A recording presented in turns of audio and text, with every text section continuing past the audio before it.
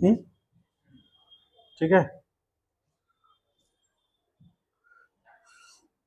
चलिए रिवाइज किए थे आप लोग कुछ?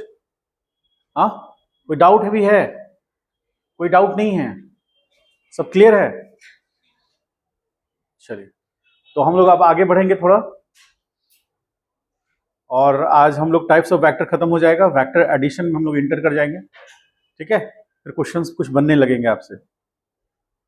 ठीक, चलिए,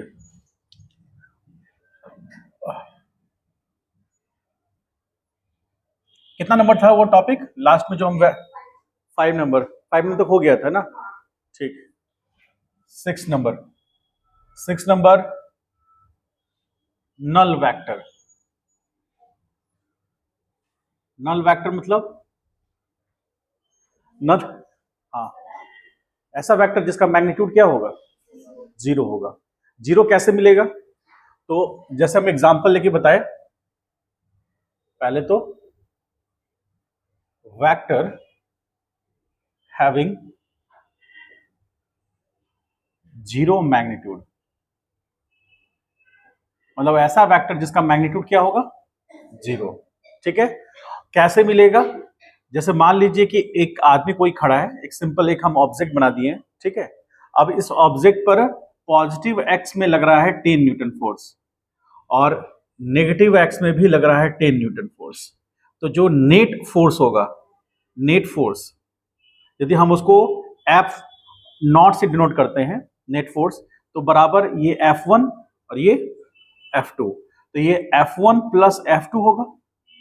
क्योंकि मैग्नीट्यूड दोनों का बराबर है, तो इसकी दोनों की जगह पर ये होगा 10 और ये होगा -10। क्यों -10? क्योंकि ये पॉजिटिव एक्सिस में है और ये नेगेटिव एक्सिस में, तो नेगेटिव एक्स में होने के कारण नेगेटिव हो गया, और ये कैंसिल हुआ, तो F0 क्या बन गया? जीरो। इसका मतलब F0 वेक्टर जो होगा वो नल वेक्टर होगा। ऐसे आगे हम बताएंगे तो और क्लियर होगा। इसका मतलब F0 जो है नल वेक्टर है, और इसका डायरेक्शन क्या होगा? डायरेक्शन अनडिफाइंड होगा। अनडिफाइंड मतलब डिफाइंड नहीं हो सकता है, नहीं एग्जैक्ट कह सकते किधर होगा। ठीक है, तो नल वेक्टर जनरली जनरली दो वेक्टर के एडिशन या सब्ट्रैक्शन से, एडिशन से नहीं मतलब कि एडिशन होगा लेकिन माइनस होगा उसमें, सब्ट्रैक्शन से मिलकर बनता है, या फिर मल्टीप्लाई करते हैं, रिजल्ट जीरो आ जाता है। तो ऐसे सिचुएशन में वेक्टर हमको जो मिलेगा लास्ट में वो नल वेक्टर होगा। ठीक है, अब इसके बाद जो हम लोग सबसे इंपॉर्टेंट वेक्टर का बात करेंगे, दैट इज यूनिट वेक्टर। ठीक है, इसको लिख लीजिए, फिर अलग से एक्सप्लेन करेंगे उसको अच्छे से।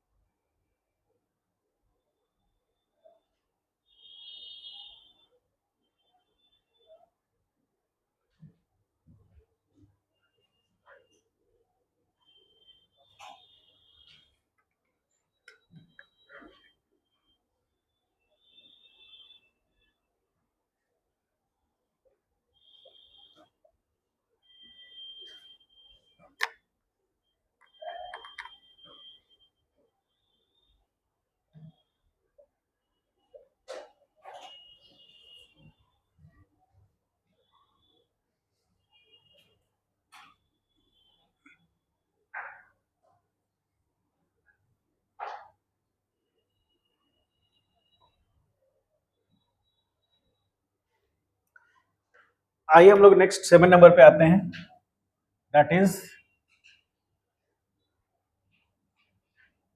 Unit vector. ठीक है, थोड़ा इंपॉर्टेंट है क्योंकि ज्यादातर हम लोग इसी वेक्टर को यूज करेंगे। 70 to 80% ये वेक्टर यूज होगा आगे जाकर। देखिए unit vector, a vector having unit मतलब 1 मैग्नीट्यूड, मतलब एक ऐसा वेक्टर जिसका मैग्नीट्यूड कितना होगा 1। खासियत क्या है 1 की कि 1 को कोई भी नंबर हो उसको 1 से मल्टीप्लाई करेंगे तो वही नंबर रह जाएगा, इसीलिए इसको हम लोग यूज करते हैं जनरली। कैसे करेंगे थोड़ा देखिए। जैसे मान लीजिए कि कोई वेक्टर है p, ध्यान समझिएगा, कोई वेक्टर p है, तो वेक्टर p को उसके मैग्नीट्यूड और उसके डायरेक्शन में लिया गया, मतलब मैग्नीट्यूड और डायरेक्शन में हम रिप्रेजेंट कर सकते हैं। हम यहां पर रिप्रेजेंट कर रहे हैं वो वेक्टर, ये वेक्टर p है, ठीक है, जो यहां से 30 डिग्री एंगल बना रहा है। मान लीजिए सपोज करें इस तरह का सिचुएशन है, ये एक्स एक्सिस हो गया, ये Y axis, that is X dash और ये वाई डैश, ठीक है। अब ये जो p वेक्टर है वो, उसका हम पॉइंट्स ले लें, यदि यहां पर इस पॉइंट को O कह रहे हैं और ये वाले पॉइंट को A मान लेते हैं, ठीक है, यानी कि OA जो होगा, OA is equal to mod of p vector होगा, ठीक है, मॉड ऑफ p वेक्टर, यानी कि सिंपल p भी लिख सकते हैं उसको।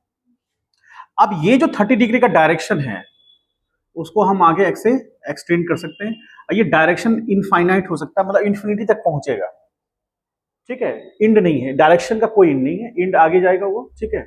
लेंथ हो सकता है इंड। जो डॉटेड लाइन हमने बताया है ये मैग्नीट्यूड नहीं है, यदि ये लाइन ऐसे आगे जाता तो कैसा दिखता वो है जस्ट, ठीक है। अब इसके डायरेक्शन में हम एक ऐसे करके p कैप लेंगे, p कैप, ठीक है, p कैप मतलब ये मतलब वेक्टर ही है, लेकिन इसको हम डिफाइन कर रहे हैं ऐसे, p कैप मतलब unit vector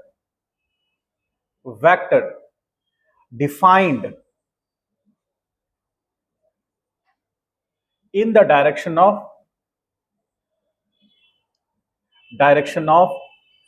vector p, vector p के डायरेक्शन में डिफाइंड हुआ है। वेक्टर p कहीं भी होगा उसके डायरेक्शन में हम एक डिफाइन करेंगे यूनिट वेक्टर, और लिखेंगे कैसे, देखिए लिखेंगे p वेक्टर को लिख सकते हैं मॉड ऑफ p वेक्टर और p कैप। क्या आप कह सकते हैं, एक पॉइंट यहां लिखना चाहते हैं, the direction of vector p and vector p cap are same, is same। इसका मीनिंग समझ रहे हैं, जो p वेक्टर का डायरेक्शन है वही p कैप का डायरेक्शन है, लेकिन अंतर क्या है, वेक्टर p का मैग्नीट्यूड 1 नहीं है जबकि p कैप का मैग्नीट्यूड 1 है।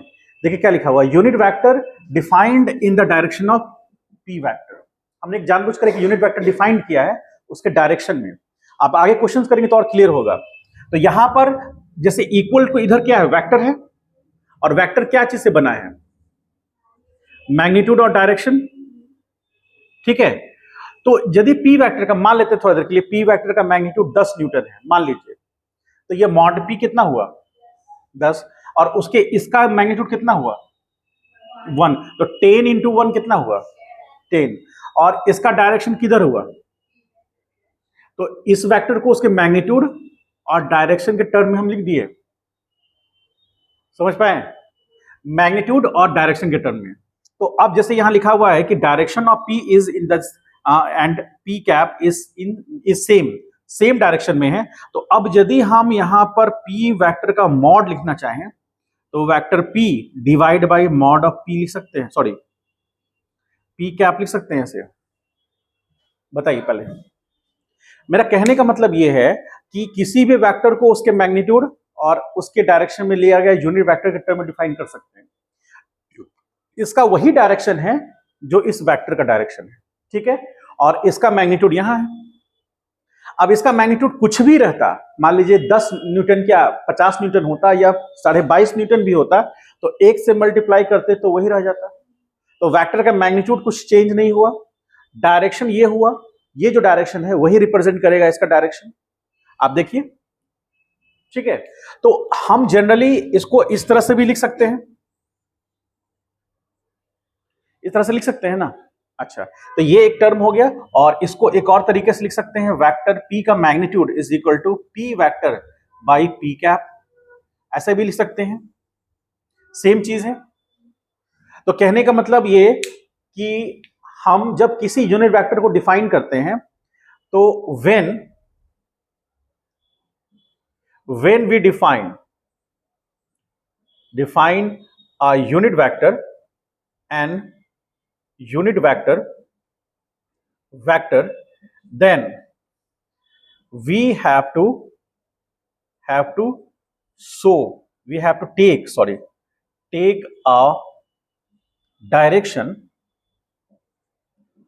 direction in the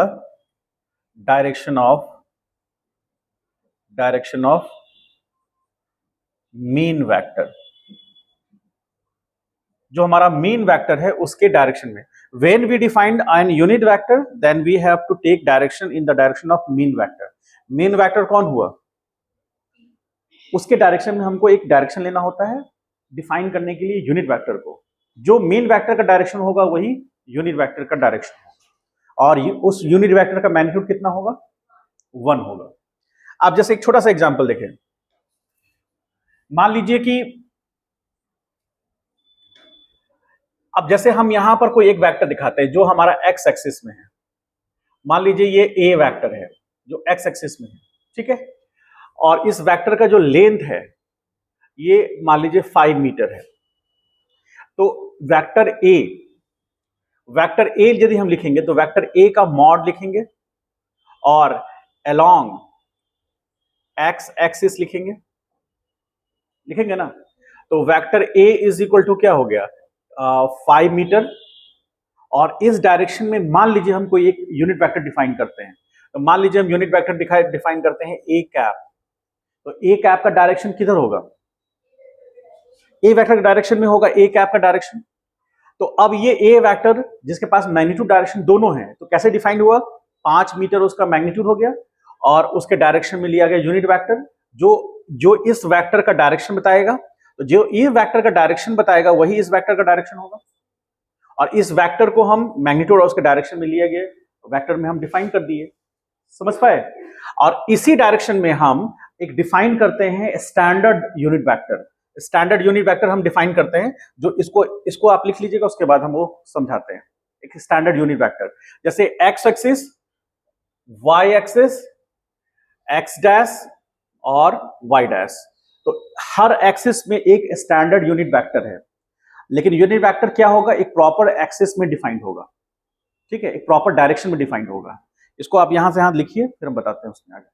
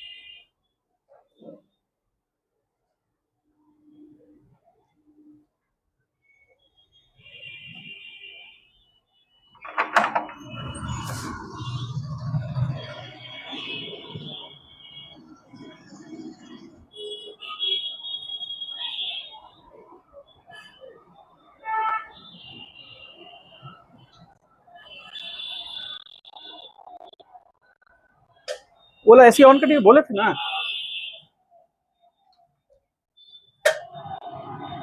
इसको साउंड आवाज करके सुनिए, हम कुछ बोलेंगे भी तो वहां से आ जाएगा आवाज आपको पास।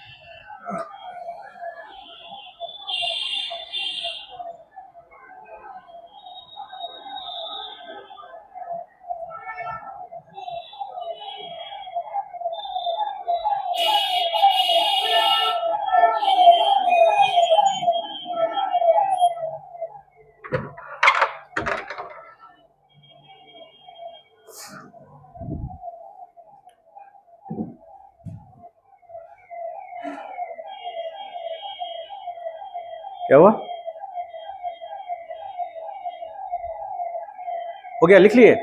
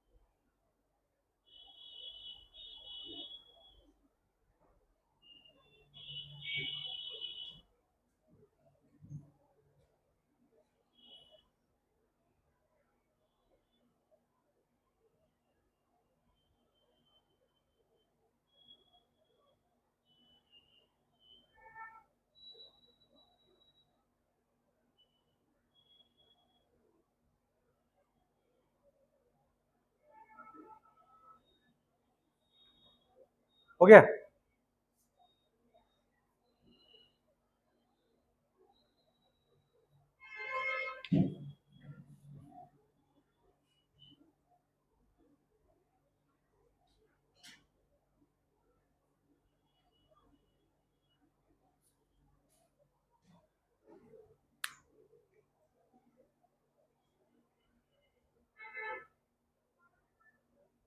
आगे बढ़े?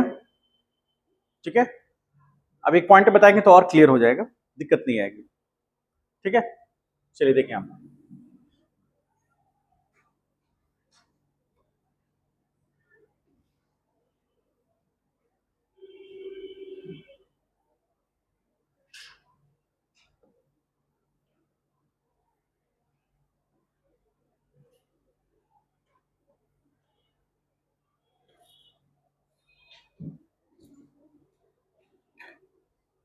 जैसे एक छोटा सा टर्म एग्जाम्पल, एक छोटा सा टर्म हम यूज करते हैं, vector of magnitude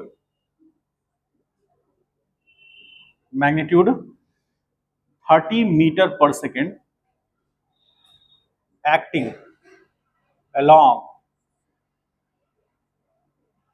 45 degree of x axis। ठीक है, 45 डिग्री ऑफ x एक्सिस। क्या आवाज करने लगा? हल्का सा ये दब रहा है।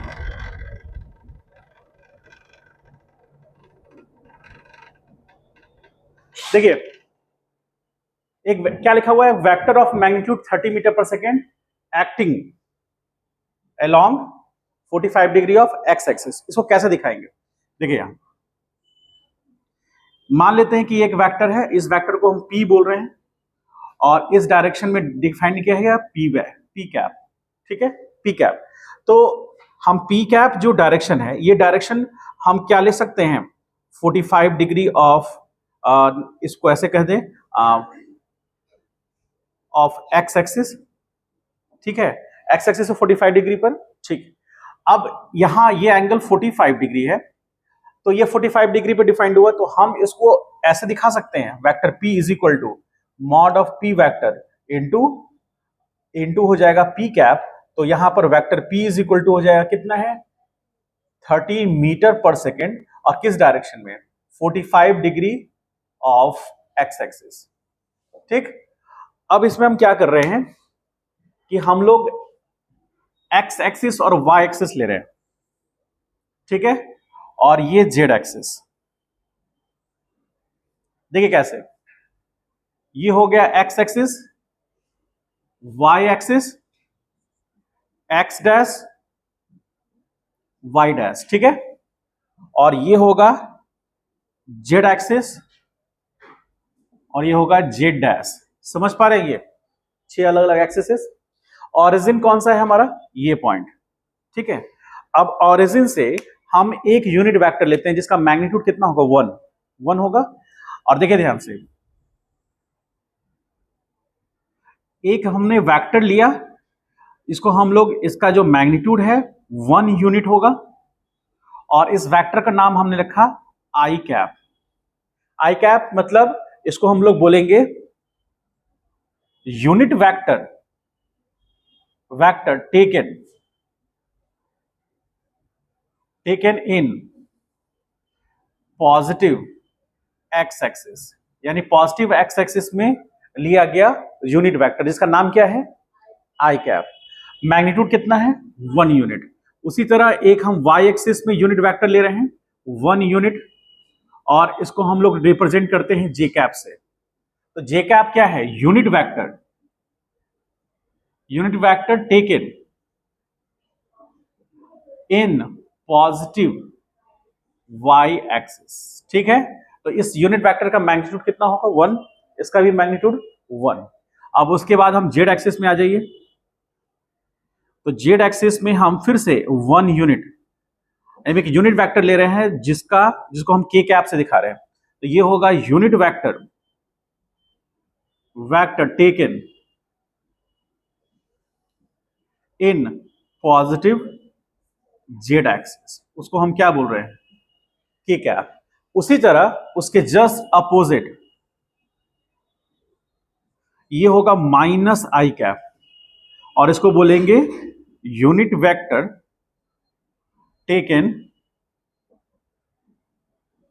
Taken in the direction of negative x axis. उसके बाद वाई कैप में आ जाइए। ये हो गया माइनस जे कैप, इसको बोलेंगे unit vector taken in the direction negative Y axis. ठीक है, और लास्ट बच गया, ये होगा माइनस के कैप। तो ये होगा unit vector taken in the direction negative Z axis में। तो ये 6 अलग अलग डायरेक्शन में हमने यूनिट वेक्टर डिफाइन किया। और खासियत क्या है कि mod of I cap is equal to mod of J cap is equal to mod of K cap, और उसी तरह is equal to mod of minus I cap is equal to mod of minus J cap is equal to minus K cap. इन सब का magnitude कितना होगा? 1 unit.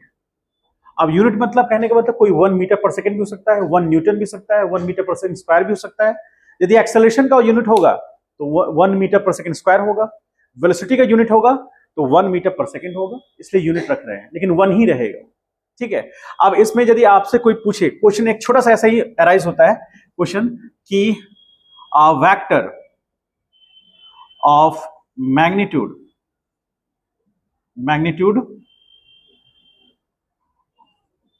Suppose करिए 60 newton acting along Y axis. तो वाई एक्सिस के along है, तो हम क्या लिखेंगे? उस वेक्टर का नाम मान लेते हैं क्यू है। तो क्यू बराबर मॉड ऑफ क्यू, और ये क्यू कैप लेंगे तो vector Q is equal to mod of Q कितना है? 60 न्यूटन, और वाई एक्सिस के अलोंग है तो ये हो जाएगा जे कैप। तो एक वेक्टर जिसका मैग्नीट्यूड 60 न्यूटन किस अलोंग हो रहा है? वाई एक्सिस के अलोंग, तो वो हम जे कैप दे दिए। अब इसको ध्यान से समझिएगा, तो ये मैग्नीट्यूड और ये डायरेक्शन, तो इक्वल के इधर मैग्नीट्यूड डायरेक्शन, इक्वल के इधर भी डायरेक्शन मैग्नीट्यूड दोनों हैं। अब यहां पर यदि मॉड ऐसे लिख देंगे तो यहां लिखेंगे 60 न्यूटन, ये वेक्टर हो गया, ये उसका मैग्नीट्यूड हो गया। तो वेक्टर यदि इक्वल के इधर वेक्टर है तो इक्वल के इधर भी वेक्टर होना चाहिए, इसलिए मैग्नीट्यूड और डायरेक्शन दोनों दिखाएंगे। और यदि इक्वल के इधर उसका स्केलर वैल्यू है यानी मैग्नीट्यूड है, तो इक्वल के इधर भी क्या दिखाएंगे? मैग्नीट्यूड दिखाएंगे। और इसका मीनिंग हो गया ये। अब नेगेटिव वाई एक्सिस बोलता तो माइनस आई कैप यहां हो जाता, माइनस जे कैप होता, तो वो माइनस इधर आ जाता, वो रिप्रेजेंट करता कि नेगेटिव डायरेक्शन में उसका वेक्टर का डायरेक्शन है। ठीक है, इसको लिख लीजिए जल्दी।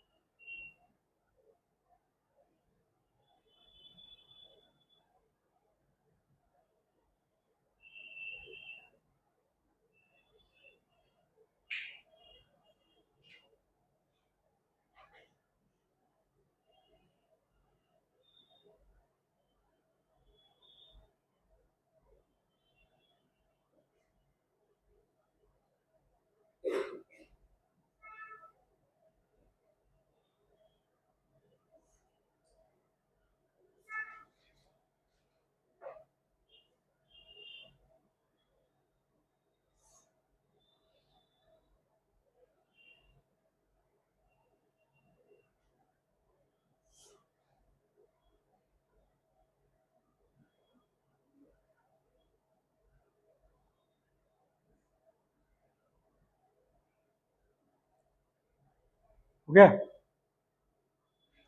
चलिए,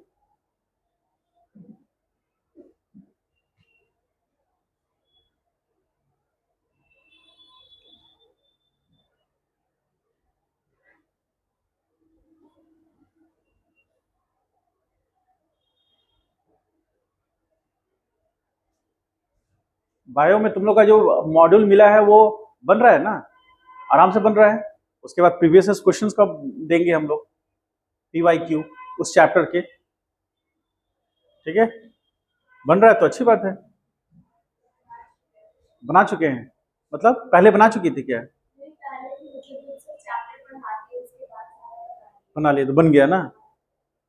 अब फिजिक्स में भी बनेगा। फिजिक्स थोड़ा सा मतलब सिर दर्द वाला है, इतना आसान नहीं है। हाँ, क्या तुमको लगता पूरा है? बहुत बड़ा? बहुत बड़ा नहीं बेटा, ऐसा नहीं है। आप चाहे जाइएगा, हम लोग हैं यहाँ पर सब लोग, तो वो आसान हो जाएगा। मेरा सबसे डिफिकल्ट चैप्टर था, सबसे डिफिकल्ट फिजिक्स था मेरा, तो हमको उसको बहुत ज़्यादा पढ़े, बहुत ज़्यादा पढ़े, तो सबसे स्ट्रांग हो गया मेरा वही। हमको फिजिक्स, अभी आप केमिस्ट्री पूछेगा हमको नहीं पता, बायोलॉजी तो खैर पता ही नहीं। मैथ मैथ मैथ मेरा ठीक है, क्योंकि फिजिक्स अच्छा तभी हुआ जब मैथ अच्छा था, ठीक है? फिजिक्स यदि आपका अच्छा होगा तब तो आपको उसको मतलब समझिए कि कहीं पर रटने की जरूरत ही नहीं है, सब अपने आप याद हो जाएगा, सब एक दूसरे से रिलेट हो जाएगा।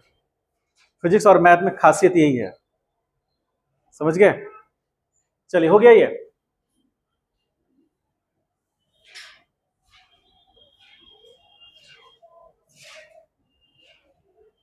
अब हम लोग बात करते हैं वेक्टर्स लॉ का। वेक्टर्स लॉ जो स्टार्ट में हम लोग किए थे, तो वेक्टर्स लॉ में हम लोग क्या क्या पढ़ना है?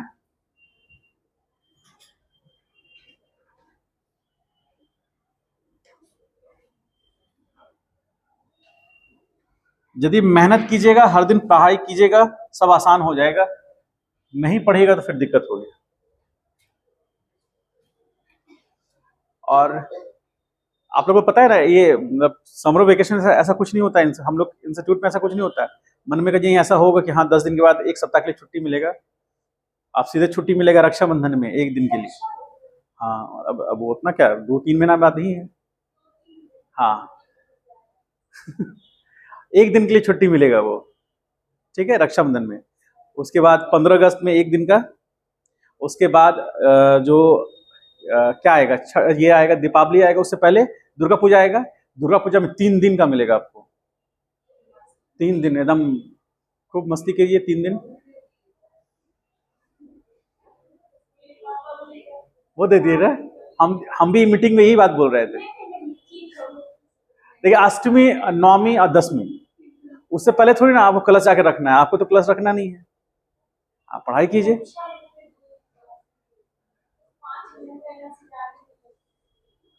तो भाई को ही एक दिन 2 दिन पहले ही बुला लो। हाँ, तो चारों भाई को बुला लो।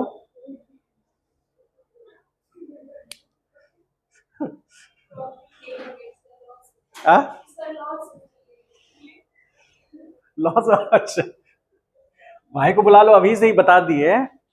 थोड़ा सा छुट्टी का दिक्कत है, मतलब यहाँ पर छुट्टी मांगना मतलब समझिए कि दर्द होता है हम लोग को, छुट्टी कैसे दे दें, समझे? एक दिन नहीं पढ़ाएंगे तो समझ रहे हैं हम लोग पर क्या बीतेगा। लिटरली बोल रहे हैं, यदि हम लोग एक दिन क्लास न लेना तो लगता है कुछ छूट रहा है। अभी मॉर्निंग में 6 बजे से लेकर अभी तक में हम 4 क्लास ले चुके हैं, ये 5वां क्लास है मेरा। आ? ये मतलब यहाँ नहीं, मेरा घर पे ऑनलाइन क्लास भी लेते हैं हम, नहीं समझे? हाँ, कुछ दिल्ली के स्टूडेंट हैं जो जहाँ पहले पढ़ाते थे, वहाँ के कुछ स्टूडेंट हैं जो मेरे से पढ़ते हैं, ठीक है, ऑनलाइन पढ़ते हैं, तो वो क्लास हो चुका है, इसलिए थोड़ा आदत बना हुआ है, ठीक है। आइए, सैटरडे संडे हम लोग कैसे दिल में पत्थर रखते हैं हम ही लोग जानते हैं। हाँ, कल तो आपका 5 दिन तो रहेगा ही। 2 दिन छुट्टी है आपका, 2 दिन तो आपका मतलब बिल्कुल बनता है। 5 दिन अच्छे से पढ़ाई करने के बाद, अब मतलब ऐसे स्टूडेंट को मैंने बोला कि बस 2 दिन का छुट्टी रहेगा, तो उसने बोला क्या 2 दिन का छुट्टी रहेगा? वो ऐसे भी वीक डेज में भी छुट्टी ले रहा है, और उसके बाद सैटरडे संडे को छुट्टी चाहिए। हम बोले सैटरडे संडे की छुट्टी तब मिलेगा जब वीक डेज में पढ़ रहे हो। वीक डेज में आप छुट्टी कीजिएगा ना, सैटरडे संडे को आके बुला के यहाँ पढ़वा देंगे। यहाँ बैठ के पढ़ना पड़ेगा, ऑफिस में पेन रहता है, ठीक है, वो पनिशमेंट समझिए या फिर जो समझिए। यदि वीकडेज में आप एब्सेंट होते हैं तो फिर आपको सैटरडे संडे को आना पड़ जाएगा। यदि 5 दिन में कोई एक दिन भी एब्सेंट हुए तो सैटरडे को आना पड़ेगा आपको, आपको स्पेशली आना पड़ेगा। हाँ? चलिए देखिए, ठीक है। और अभी अभी सैटरडे छुट्टी लग रहा है आपको, लेकिन जब सिलेबस एक ढंग का सिलेबस कवर हो जाएगा ना, फिर उस दिन टेस्ट होगा आपका, ठीक है। वो ऑफलाइन टेस्ट होगा और संडे को ऑनलाइन टेस्ट होगा, घर पर आप दे सकते हैं। ऑनलाइन टेस्ट नेसेसरी नहीं है, आप अपने इंप्रूवमेंट के लिए देना चाहते हैं तो दीजिएगा, लेकिन ऑफलाइन टेस्ट नेसेसरी है, वो आपको देना है, उसका स्कोर कार्ड मेंशन होगा। समझ गए बात को? चलिए आइए अब हम लोग देखते हैं laws of vector. Laws of vector heading दीजिए छोटा सा। क्या हुआ, तो दिक्कत है? 2 साल कष्ट थोड़ा सा कर लीजिए, उसके बाद आदत पड़ जाएगा। हाँ, बीच में आपको जो छुट्टी मिलेगा 4-5 दिन का, वो फंक्शन होगा उसमें मिलेगा। नहीं, फ्रेशर मिलेगा आपको। फेयरवेल में तो आपको देखिए, फ्रेशर में आपको कुछ नहीं करना, वो लोग अरेंज करेंगे। फेयरवेल में आपको अरेंज करना होगा उनके लिए।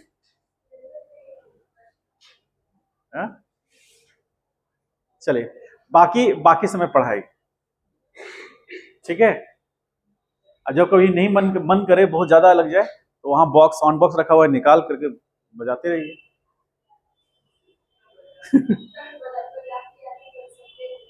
हाँ, कल बजाइए, किसी को दिक्कत नहीं है। इसके जस्ट नीचे बैंक है, पता है ना आपको, इसके जस्ट नीचे बैंक है, और यहीं पर कहीं पर उसका ट्रेजरी रहता है। समझ गए? नहीं समझे? मतलब हम लोग एक बार सोचे थे ऐसा कि यहीं पर गड्ढा खोद करके डायरेक्ट बैंक से पैसा क्यों ना निकाल लें, क्यों फॉर्मेलिटीज करें, फॉर्म भरें, क्यों फॉर्म भरना, डायरेक्ट निकाल लो। ठीक है, तो मेरा कह रहा है संडे को बैंक बंद रहता है, जितना धूमधाम करना है करिए, कोई इशू नहीं। चलिए आइए, क्या आना है संडे को? हाँ, आ रहा है दोस्त आ रहा है। देखिए दिक्कत क्या है ना, दिक्कत क्या है, लगातार पढ़ना अपने आप में सब बच्चे की बस की बात नहीं है। आप देखिए, जब से मतलब ये लोग तो स्टार्टिंग में ही आए हैं, जब से आए हैं, मतलब समझिए कि संडे या सैटरडे ही हो रहा है जिस दिन की क्लास कैंसिल है, बाकी सब दिन तो क्लास हुआ ही है, आगे भी होता ही रहेगा। लगातार पढ़ना और कंसिस्टेंट होकर पढ़ना, ये सब स्टूडेंट की बस की बात नहीं है, लेकिन जो कंसिस्टेंट रहेगा, जो लगातार पढ़ेगा, रिजल्ट उसी का आएगा। मुद्दा तो ये है ना। देखिए, आप कंसिस्टेंट रहेंगे, उससे पहले हमको कंसिस्टेंट होना होगा। हम कंसिस्टेंट रहेंगे तो आप कंसिस्टेंट रहेंगे। हम जिस तरह के मतलब कि फिजिकल कॉन्सेप्ट को डील करेंगे आपके सामने, आपका कॉन्सेप्ट वो सही डेवलप होगा। फिर क्वेश्चंस करेंगे और धीरे धीरे धीरे ये चीजें प्रैक्टिस में आएंगी, तो फिर आपका एग्जाम क्वालिफाई होगा। समझ गए? उसका एक पैटर्न है, एक दिन में तो नहीं होगा, एक दिन में आज तक हुआ भी नहीं है। हुआ है एक दिन में कभी? 10th बोर्ड में जो भी आपका रिजल्ट आया या जैसा भी रिजल्ट रहा, वो एक दिन में डेवलप तो नहीं होगा, उसके लिए तो आपने कई दिन से मेहनत किया होगा। उसी तरह +2 में भी होगा, आपके कॉम्पिटिटिव एग्जाम में भी होगा, यही होता है। समझ गए? हाँ, लेकिन ऐसा नहीं हम कह रहे हैं कि हाँ अभी आपको खेलना कूदना मस्ती नहीं करना है, मस्ती करना है, लेकिन मस्ती पे अधिकार उसी विद्यार्थी का है जो पढ़ा है। सिर्फ मस्ती करना है, पढ़ना नहीं है, तो ये मेरा नहीं कहना मतलब समझे। संडे हॉलीडे है किसके लिए? जो वीकडेज में खूब मेहनत किया, ठीक है, जो वीकडेज में कोई मेहनत ही नहीं किया और आज बोल रहा है हाँ आज संडे है, आज तो मेरा आराम करने का दिन है। तो वीकडेज में तो आराम ही कर रहे थे। समझ गए? ठीक है, तो अभी मेहनत कीजिए, सैटरडे संडे आराम कीजिए, 2 दिन छुट्टी मिल रहा है, वो भी 2 महीने के लिए। उसके बाद टेस्ट होने लगेगा, टेस्ट होने लगेगा तो मंथ में 2 टेस्ट तो होंगे ही। 2 सैटरडे आप इंगेज रहेंगे, 2 सैटरडे आपका छुट्टी रहेगी। ठीक है, चलिए, तो लॉज ऑफ वेक्टर, तो वेक्टर्स के लॉ हमको पढ़ने हैं, और लॉ पढ़ने में हम 3 अलग अलग सेगमेंट देखेंगे। एक तो वेक्टर एडिशन देखेंगे, वो जिससे हम लोग वेक्टर को ऐड करना सीखेंगे, वेक्टर सब्ट्रैक्शन और वेक्टर मल्टीप्लिकेशन। अब वेक्टर एडिशन में हम एडिशन और सब्ट्रैक्शन करने के बाद एक बहुत इंपॉर्टेंट टर्म सीखेंगे जिसको रेजोल्यूशन ऑफ वेक्टर बोलते हैं। रेजोल्यूशन ऑफ वेक्टर ये इतना इंपॉर्टेंट टर्म है कि पूरे के पूरे फिजिक्स में 11th में 12th में आपको यही काम आएगा। समझ गए? रेजोल्यूशन ऑफ वेक्टर वो अंदर का टर्म है। लेकिन हम लोग सबसे पहले स्टार्ट करें तो लॉज ऑफ वेक्टर में जो हमारा सबसे पहला लॉ है जिसको हम लोग कहते हैं वेक्टर अलजेब्रा, जिससे हम लोग कहते हैं वेक्टर अलजेब्रा। ठीक है, तो वेक्टर अलजेब्रा में हम लोग first A vector addition, vector addition, B vector subtraction, ठीक, और सी वेक्टर मल्टीप्लिकेशन। ठीक है, ये तीन बेसिक पढ़ेंगे हम लोग। और अगले कुछ दिन मतलब कुछ क्लासेस में, तुम लिखो मत अभी, देखो यहां अभी कुछ क्लासेस मतलब एक दो क्लासेस में हम इसमें रहेंगे। ठीक है, एक क्लास मतलब 1.5 क्लास मान के चलिए हम इसमें रहेंगे, फिर आधा क्लास में इसमें हो जाएगा, फिर हम लोग इसमें लास्ट में आएंगे और ये जब मल्टीप्लिकेशन हम पढ़ लेंगे तो वेक्टर खत्म हो जाएगा आपका। ठीक है, फिर सारे क्वेश्चंस बनेंगे आपके। तो आपका आप यदि आप मॉड्यूल देखे होंगे तो उसमें पहला टॉपिक जो है ना वेक्टर एडिशन और सब्ट्रैक्शन ही है। ठीक है, मॉड्यूल है आपके पास अभी वो सीट, उसमें देखिए तो क्या है फर्स्ट में, देखो पढ़ो पढ़ो पढ़ो। देखिए वेक्टर जो addition and subtraction of vector, तो अब हम जो पढ़ने जा रहे हैं ना उससे ये क्वेश्चंस बनना शुरू होगा। ठीक है, उसका देखिए क्या है, vector addition analytical method, analytical method बताएंगे वेक्टर एडिशन का, फिर ग्राफिकल मेथड बताएंगे, पहले ग्राफिकल मेथड डिस्कस करेंगे फिर एनालिटिकल मेथड, तो एनालिटिकल मेथड से ये सब बनना शुरू हो जाएगा। ठीक है, तो ये सारा सीक्वेंस हम लोग डिजाइन किए हुए हैं, उसके अकॉर्डिंग आपको बनाना है और जैसे टॉपिक खत्म होता है वैसे वैसे क्वेश्चंस बनाते जाना है और वो सेगमेंट हम लोग डिस्कस कर लेंगे। ठीक है, आइए यहां पर देखिए, तो अभी हम लोग सबसे पहले डिस्कस करेंगे वेक्टर एडिशन। ठीक है, तो हम लोग पहला नंबर जो हम लोग का है ए, जिसको हम लोग बोलते हैं वेक्टर एडिशन। तो वेक्टर एडिशन जो है वो दो तरह से, पहला इसमें फर्स्ट जो है वो है ग्राफिकल मेथड। तो ग्राफिकल मेथड से हम लोग वेक्टर एडिशन करना सीखेंगे। ग्राफिक मतलब वेक्टर को ड्रॉ करके सीखेंगे।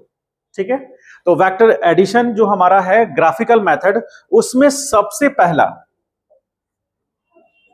क्या हुआ,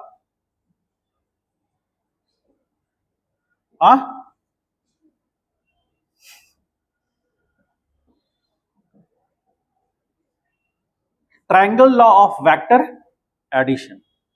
triangle law of vector addition मतलब हम ट्रायंगल लॉ के हेल्प से वेक्टर को ऐड करना या उसका एडिशन सीखेंगे। ठीक है, तो ट्रायंगल लॉ में इसका कंडीशन क्या है, रिस्ट्रिक्शन क्या है, only two vectors can be added, मतलब इसमें दो वेक्टर से ज्यादा हम ऐड नहीं कर सकते। ऐसा नहीं कि 3 वेक्टर ऐड कर दिए, नहीं, 2 वेक्टर से ज्यादा ऐड नहीं कर सकते। उसका रीजन आगे समझ में आ जाएगा। जैसे मान लीजिए एक वेक्टर, ये मान लीजिए वेक्टर ए है, मान लीजिए ये वेक्टर बी है। ठीक है, ग्राफिकल मेथड है तो हम ड्रॉ करके सीखेंगे इसको स्केल से। तो ए वेक्टर और बी वेक्टर, दो वेक्टर हैं, इनको ऐड करना है हमको और ऐड करके रिजल्ट निकालना है।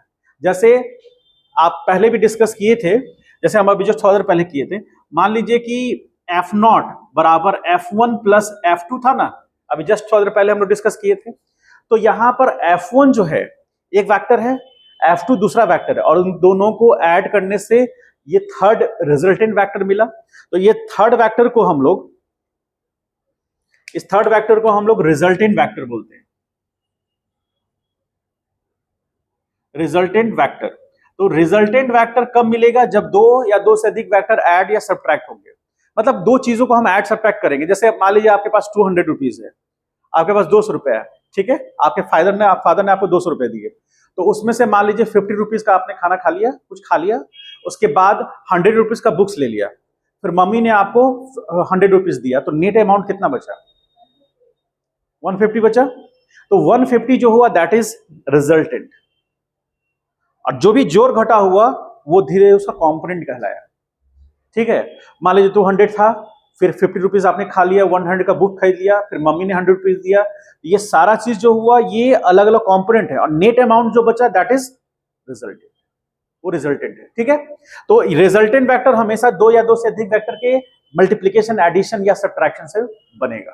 ठीक है, तो अब हमको क्या करना है कि ए वेक्टर और बी वेक्टर को ऐड करना है, तो ऐड करने से जो थर्ड वेक्टर बनेगा दैट इज रिजल्टेंट वेक्टर, वो उसका रिजल्टेंट वेक्टर होगा। अच्छा, रिजल्टेंट किसको कहेंगे, मतलब दो चीजें मिलकर जो एक इफेक्ट देंगी, वो सिंगल चीज अकेले देगा।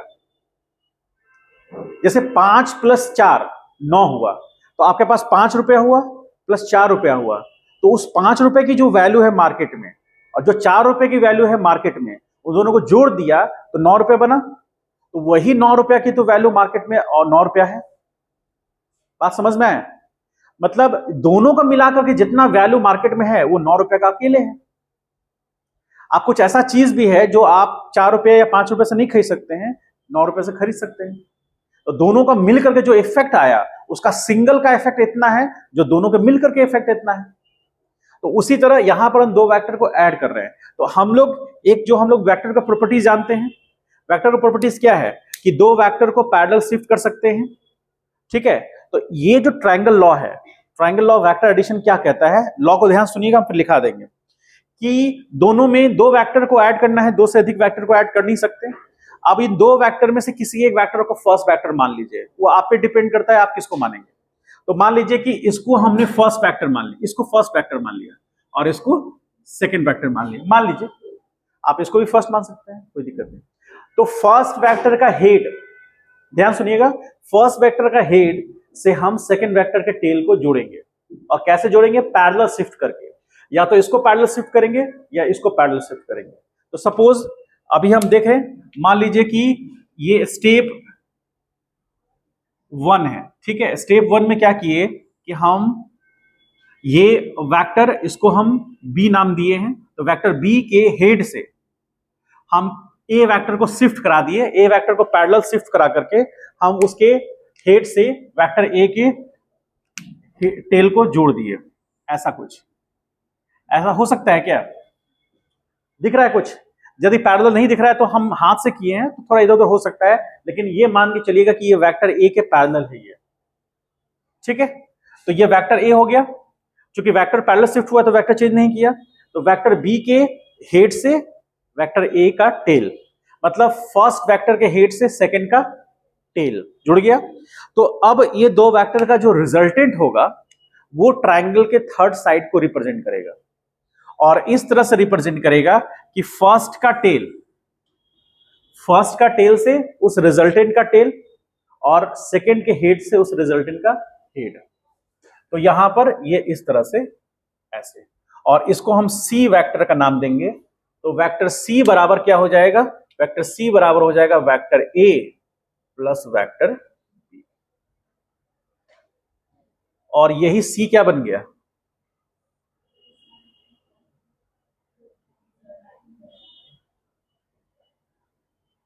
Vector which is addition of vector A and vector B। ये C वेक्टर क्या बन गया, समझ पाए इस बात को?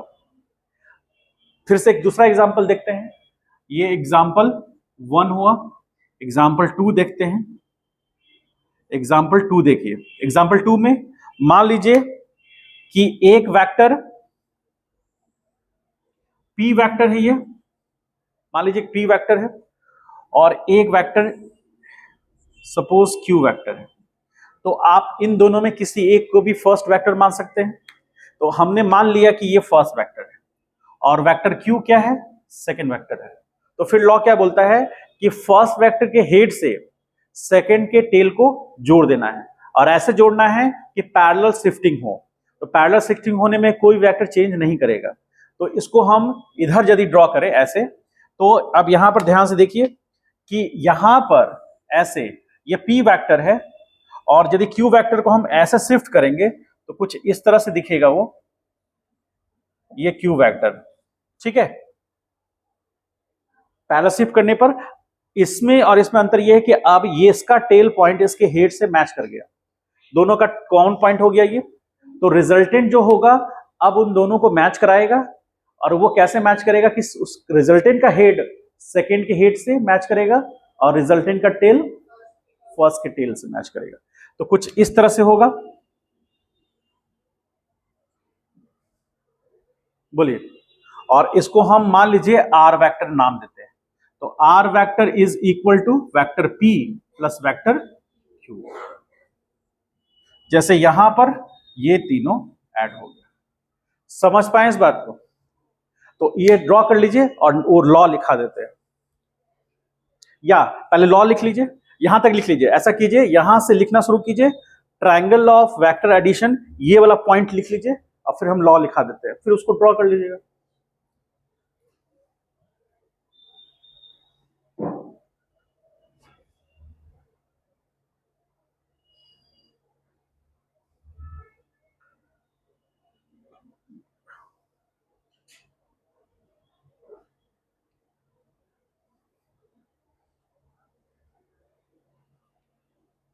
पानी पी सकते हैं?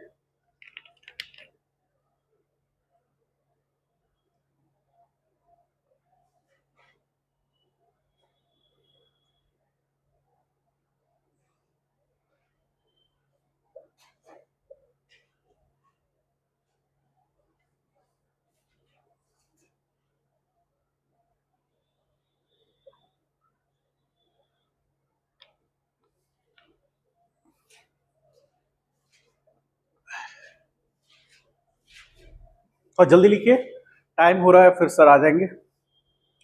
इसको लिखा देते हैं, ट्रायंगल लॉ खत्म हो जाएगा आज। कल बहुत इंपॉर्टेंट क्लास है, कल नहीं अब मंडे को होगा ना, फिर मंडे को बहुत इंपॉर्टेंट क्लास है। पैरेललोग्राम लॉ बताएंगे, एनालिटिकल मेथड बताएंगे, समझ गए? मंडे को मिस नहीं करना है। ऐसे तो आप लोग कंसिस्टेंट हैं, तुम लोग को एक दिन मिस हुआ है।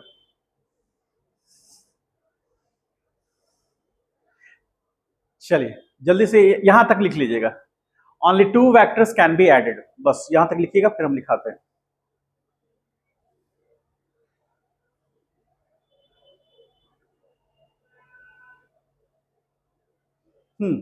लिखिए, according to triangle law, according to triangle law,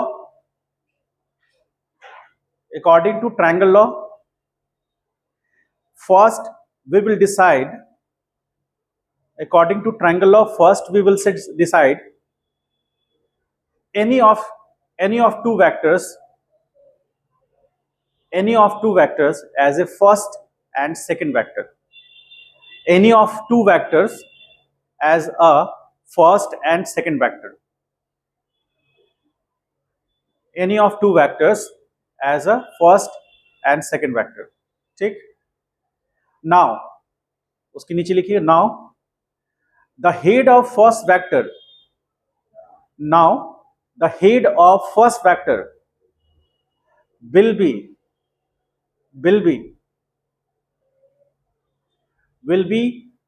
added with, head of first vector will be added with tail of second vector, tail of second vector, tail of second vector, full stop। उसके just नीचे अगले point में लिखिए, now the resultant vector, now the resultant vector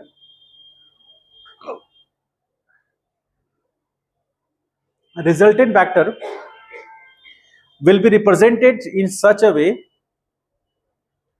resultant vector will be represented in such a way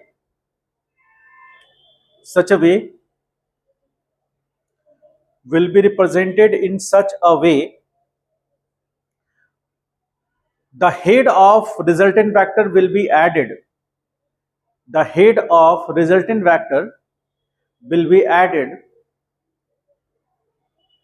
with head of second vector,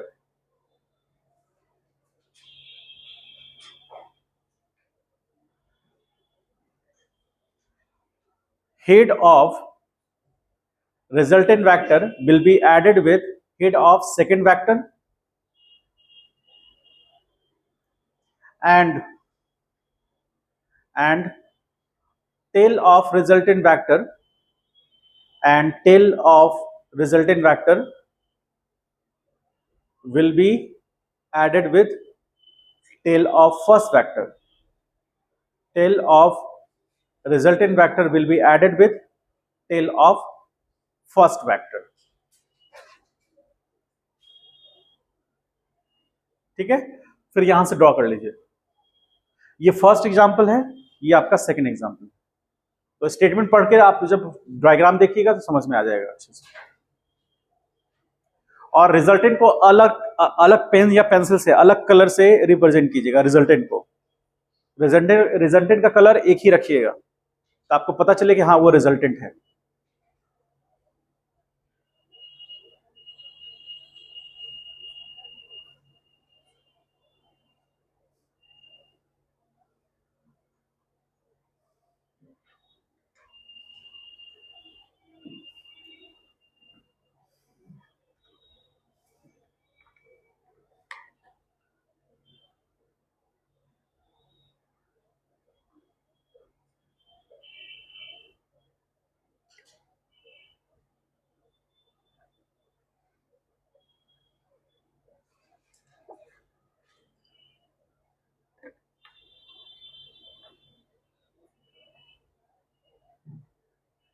हो गया.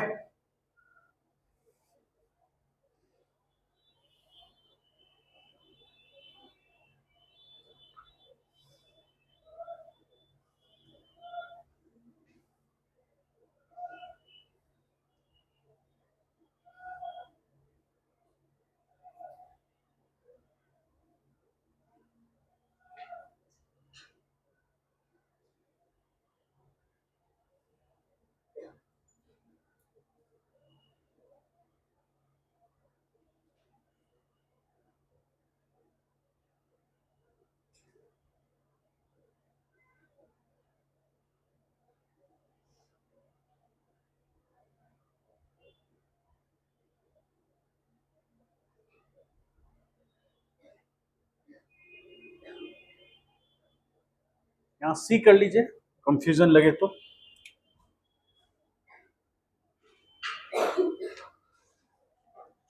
अच्छा, ये जो लेंथ होगा, जो भी लेंथ होगा, मान लीजिए ए पॉइंट को हम ए कह रहे हैं, और सॉरी इस पॉइंट को मान लेते हैं हम एस कह रहे हैं, इस पॉइंट को हम एन कह रहे हैं, और इस पॉइंट को ओ कह रहे हैं. यानी एस ओ जो होगा वो लेंथ बताएगा किसका मैग्नीट्यूड, रिजल्टेंट वेक्टर का मैग्नीट्यूड. तो आप ध्यान से देखिए, जब एंगल दो वेक्टर के बीच में बी और ए के बीच में बड़ा है तो रिजल्टेंट का मैग्नीट्यूड भी दोनों से ज्यादा बड़ा है.